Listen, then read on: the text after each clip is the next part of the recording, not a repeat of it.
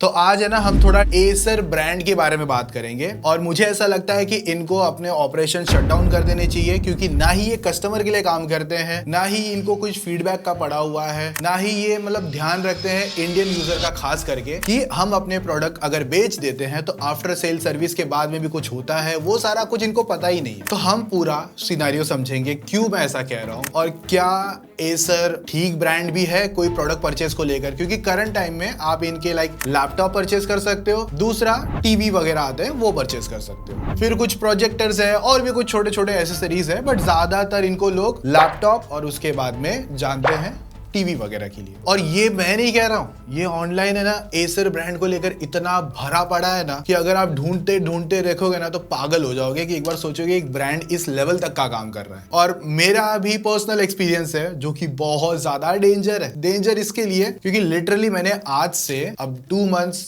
15 days पर almost मैंने 2 product purchase करे थे इनके। एसर का एक तो 55 इंच का टीवी था, पर्सनली मेरे लिए नहीं था, मैंने ना रिव्यू के लिए बाय करा था, तो मल्टीपल आपने देखे ना बीच में मैंने टीवी वगैरह बाय करे थे, तो उस पर्पस के हिसाब से मैंने सोचा था। दूसरा इनका एक आता है लैपटॉप, एसर एस्पायर करके था, टीवी अराउंड 31,000 का था और लैपटॉप अराउंड 63,000 रुपीज का था। तो अब कहानी क्या शुरू होती है, जब मेरे पास पहले दिन आया था एसर टीवी तो मैंने सब टीवी 55 इंच के ऐसे मल्टीपल टीवीज मंगाए थे, उसमें से एक टीवी पे ना फर्स्ट डे ही ग्रीन लाइन आ गई थी। तो हमने सोचा कि चलो ठीक है इसे रिप्लेस करवा देंगे क्योंकि नया का नया आया हुआ था, लेकिन फ्लिपकार्ट ने कहा कि हम कुछ नहीं कर सकते क्योंकि ओपन बॉक्स डिलीवरी था और उस दिन लाइन नहीं आई थी। ये लाइन आई थी ऑलमोस्ट 2 से 3 दिन बाद में। और मेरा मोटरोला का एक टीवी था जो मैंने मंगाया था उसी टाइम, मतलब वो स्टार्ट ही नहीं हो रहा था फर्स्ट डे, तो वो फ्लिपकार्ट ने ओपन बॉक्स डिलीवरी में मुझे डिलीवरी नहीं किया, 1 हफ्ते के बाद में मुझे वापस दे दिया। तो वहां पर मैं पॉजिटिव था। लेकिन एसर का क्या हुआ, अब ये फ्लिपकार्ट ने हाथ खड़े कर दिए कि भाई हम कुछ नहीं कर सकते, अभी आप जानो और एसर जाने। तो हमने एसर से जानने की कोशिश करी कि भाई कुछ आके ठीक कर लो, क्या है क्या नहीं। बट उसके पहले ना थोड़ा सा एसर समझ लेते हैं कि इन्होंने कैसे स्टार्ट किया। तो सिंपल समझ लो, एसर ने 1976 में थोड़ा सा अपना चालू करा था ताइवान के अंदर,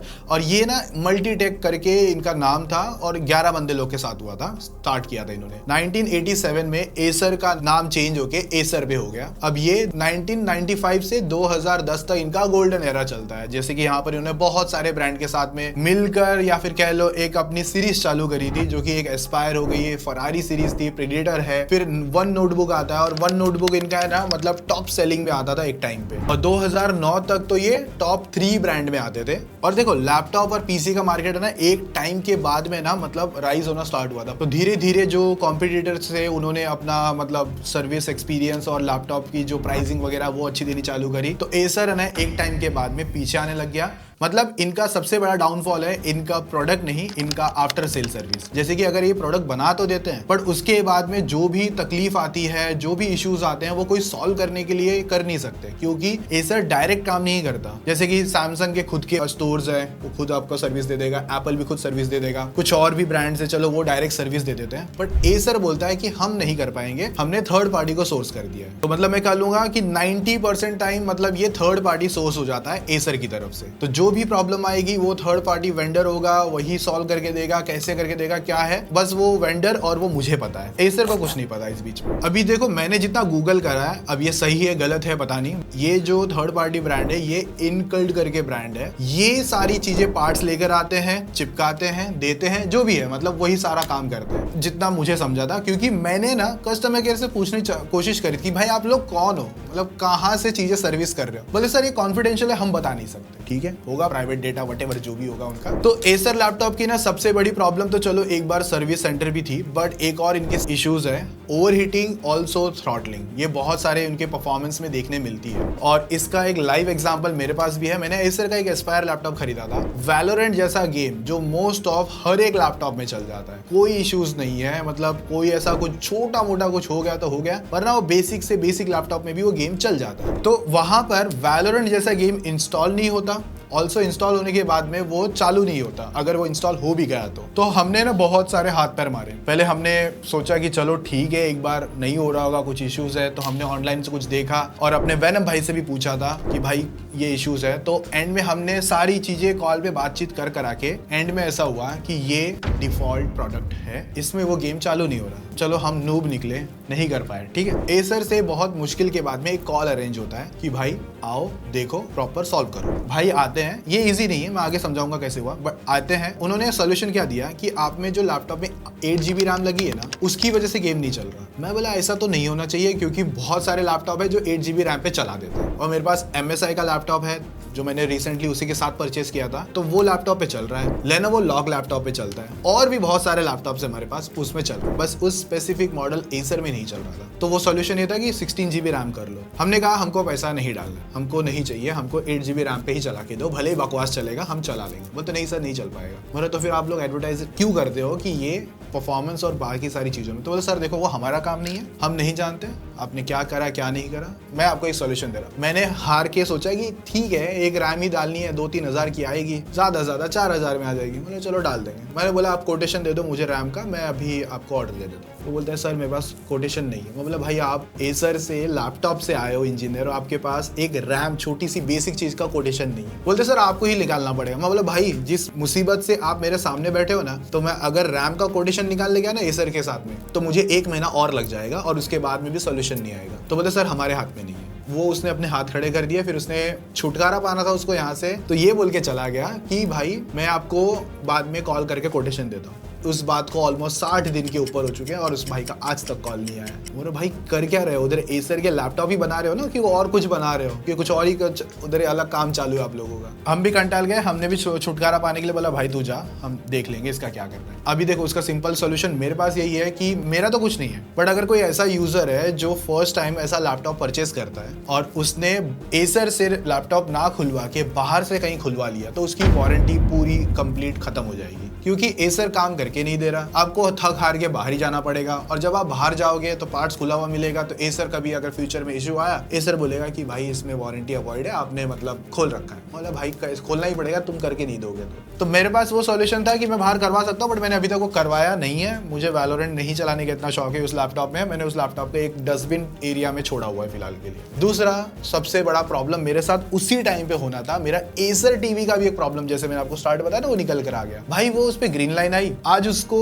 70 डेज प्लस हो चुके होंगे। मैंने एक बार कोशिश करी थी, मेरे बाद में अमित ने, अमित के बाद में अपना आदित्य ने, और फिर दीपेश ने, 3 लोगों ने कंटिन्यूअस, मतलब समझ लो अभी तक 10 कॉल हो चुकी होगी इन दिन के बीच में। इवन जब ये वीडियो शूट हो रही है, आज क्या डेट है, 16 नवंबर है, ऑलमोस्ट हमने 14 नवंबर को एक लास्ट कॉल करी थी, और टोटल हमने अभी तक समझ लो 10 घंटे के ऊपर का कॉल कर लिया है। और उस 10 घंटे में से हमको 8 घंटे हॉल्ट पे रखा गया है, मतलब halt halt halt halt halt, और हम ऐसे एक दूसरे का मुंह देख रहे हैं। और इनका सबसे बड़ा प्रॉब्लम बताऊं क्या है, आप हिंदी सर्विस सेंटर को कॉल लगाओगे ना, वो लगेगा ही नहीं। दूसरा, आप सोचोगे चलो ठीक है, जिसको इंग्लिश थोड़ी बहुत भी आएगी वो ट्राई कर लेगा। एक सिंपल एग्जांपल बताऊं, तो भाई ने कॉल ट्राई करे, थक हार के वाला सीन है, लग जाता है। फिर कोई कॉल उठाएगा, फिर वो बोलेगा इंजीनियर को ट्रांसफर करूंगा, फिर उसको करूंगा, इसको इसको इसको इसको। तो ये एक बेसिक सीन होगा आपके साथ में। और इनका जो सर्विस नंबर है ना, उन्होंने अपने एसर की वेबसाइट पर डाल रखा है, जो कि एक रैंडम पता नहीं कैसा नंबर है, कुछ ऐसा सर्विस सेंटर जैसा नंबर भी नहीं लगता। वो एक एसर टीवी के लिए अलग है और लैपटॉप्स और बाकी एसेसरीज के लिए अलग है। तो टीवी के साथ मेरा जो हाल है वो बता रहा हूँ। अभी ये हुआ कि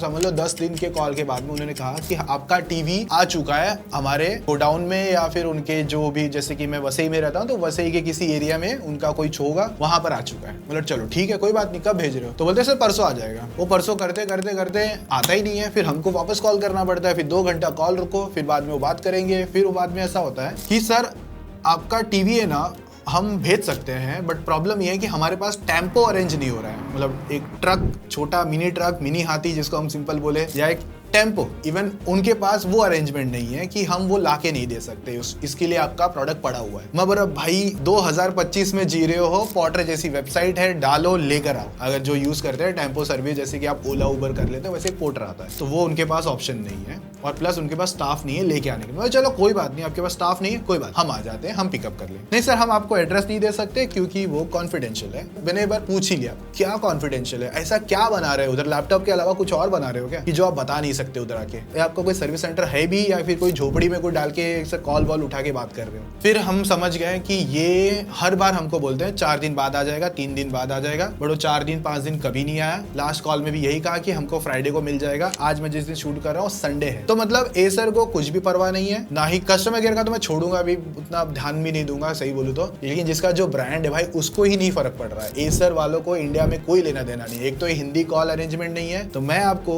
सिंपल ये कहूंगा कि आप एसर के प्रोडक्ट को अभी के लिए पूरा कंप्लीट बॉयकॉट करो। बॉयकॉट यानी कि क्यों? क्योंकि अगर कभी आपका जाके इशू आ गया तो आप बस धक्के खाते रह जाओगे। सर्विस सेंटर से भी कुछ अरेंजमेंट नहीं होगा, ना ही कुछ एसर करके देगा। और ये मेरा रोना नहीं है, मैंने ये सारा रानी रोना ना ऑलरेडी मैंने online Twitter, Google, forums, Reddit सब जगह पढ़ चुका हूँ और सबका ही ये रोना है। देखो लैपटॉप में और भी ब्रांड है, उनका भी कुछ है, ऐसा नहीं कि वो भी बहुत ज्यादा प्यारे हो रखे हैं। आसूस ऑलरेडी अपने काम के लिए बदनाम है, और भी कुछ ब्रांड्स है जैसे कि HP, डेल एंड ऑल वगैरह आते हैं, उनका भी है, बट इतना बुरा हाल नहीं है जितना एसर का है। मतलब मैं कहूंगा आसूस से टॉप पे अगर कोई आएगा ना इस कंपटीशन में तो वो एसर होगा। अभी जैसे हम लोग ट्विटर देखो बात करते करते एक इशू आ गया, ये देखो भाई का कोई तो टीवी है, कितना देर पहले डाला है, जो भी है एसर का टीवी है और ये लोग ग्रीन लाइन आ गया। अब ये बेचारा धक्के खाएगा। इनका नाम है I think so vampire, tweet डाल दूंगा आप देख लेना, कुछ हेल्प तो होने से रही भाई। तो मैं यही कहूंगा आज के बाद अगर आपको कोई भी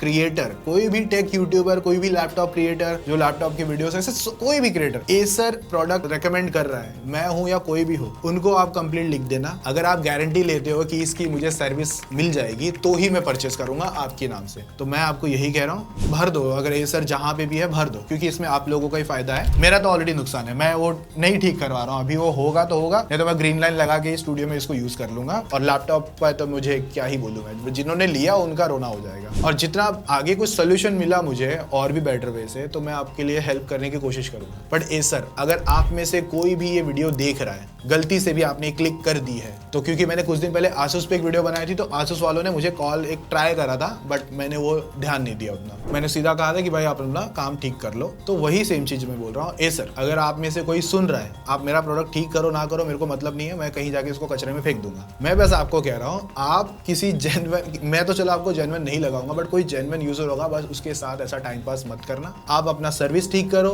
आप अपना जो जिसको भी आपने अपनी सर्विस की फैसिलिटी दे रखी है या ऑथराइज दे रखा होगा, उनको तो पहले निकालो। उनको बोलो आप जाके सो आराम करो, क्योंकि आप नहीं हैंडल कर पा रहे हो चीज। अब देखो, अभी मैं ये भी नहीं कह सकता हूँ कि सुधार लेना, क्योंकि ये इतना बिगड़ा हुआ है ना, मतलब इतनी हालत बेकार है, इसको सुधारना मतलब इसको नया स्टार्ट करना पड़ेगा। और जिनके सॉल्यूशन ऑलरेडी, जिनके इश्यूज है, उसको तो पहले सॉल्व करो, और नए आएंगे उनको पहले दिन उठाओ। अब ये एसर के हाथ में है, उनको अपना ब्रांड बचाना है। मेरे को तो नहीं लगता बचा हुआ है, क्योंकि मैंने भी बहुत लोगों से ये इश्यूज सुने एसर को लेकर। आई डोंट नो एसर क्या कर रहा है, कुछ सामान ही बेच रहा है, या फिर ब्रांड के साथ कोलैबोरेशन कर रहा है, या फिर क्रिएटर को बस पैसा बांट रहा है ताकि वीडियो बनाओ और बातें छुप जाए, बस और कुछ नहीं कर रहा। तो एक बार आप लोग भी जो क्रिएटर हो इस चीज को लेकर, एक बार आप अपना ओपिनियन आप भी शेयर करो, लैपटॉप क्रिएटर्स और बाकी और भी लोग हैं, क्योंकि ये यूजर के साथ बहुत बेकार काम हो रखा है। मैं मेरा भी छोड़ देता हूँ, ऑनलाइन बहुत लोग रो रहे हैं। बाकी और भी बहुत बड़ी बात है यहाँ पे करने के लिए, बहुत सारे पॉइंट्स अभी भी लिखे हुए मैंने, बट मैं सोच रहा हूँ उनको ना ही बता के बेटर है, क्योंकि अगर एसर नहीं ठीक करेगा ये सारी चीजें, तो आज नहीं तो कुछ दिनों के बाद में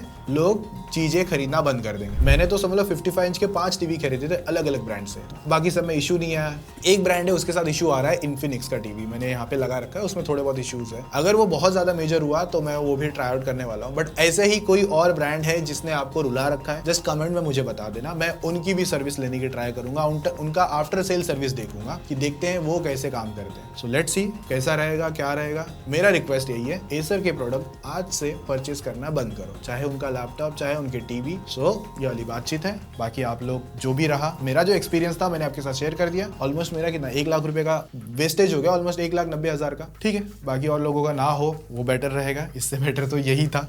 सो बस बाकी मैं ये नहीं कहूंगा कि इसको लाइक करो सब्सक्राइब करो, बस किसी के साथ टैग कर देना एसर वेसर के साथ में, हो जाएगा। कुछ अच्छा है तो लोगों का भला होएगा, तो मेरे को भी अच्छा लगेगा वीडियो बना के, ठीक है। चलो बाकी मिलते हैं नेक्स्ट वीडियो में, तब तक और किसी का फीडबैक है किसी और ब्रांड के साथ कमेंट में शेयर कर देना। मिलते हैं नेक्स्ट वीडियो में।